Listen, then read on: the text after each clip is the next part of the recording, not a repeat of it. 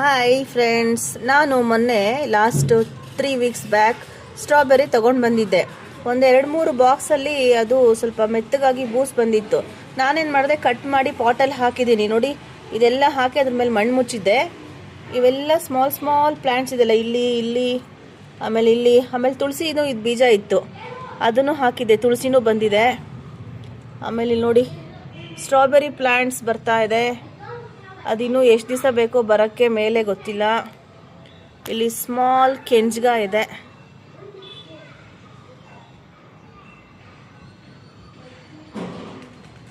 ನೋಡಿ ಎಷ್ಟು ಚೆನ್ನಾಗಿ ಕಾಣುತ್ತೆ. ಇದಕ್ಕೆ ಡೈಲಿ ನೀರು ಹಾಕಬೇಕು, ಯಾಕಂದರೆ ತುಂಬ ಬಿಸಿಲಿದೆ, ಆಲ್ಗೆ ಬೆಳೆದಿದೆ. ಆಮೇಲೆ ಇದು ನಿತ್ಯ ಪುಷ್ಪನೂ ಹೂ ಬಿಟ್ಟಿದೆ. ಇದು ಚೆನ್ನಾಗಾದರೆ ತುಂಬ ಹೂ ಬಿಡುತ್ತೆ ಗಿಡದ ತುಂಬ. ನನಗೆ ಸ್ಟ್ರಾಬೆರಿ ಬಂದಿರೋದು ತುಂಬ ಖುಷಿ ಆಗ್ತಾ ಇದೆ. ನೋಡಬೇಕು ನೆಕ್ಸ್ಟ್ ಇನ್ನೊಂದು 2-3 ವೀಕ್ಸಲ್ಲಿ. ಇಲ್ಲಿ ಸ್ಮಾಲ್ ಪ್ಲ್ಯಾಂಟ್ಸ್ ಏನೋ ಬರ್ತಾ ಇದೆ, ಅದು ಎದುರ್ದು ಅಂತ ಗೊತ್ತಿಲ್ಲ. ಸ್ಟ್ರಾಬೆರಿ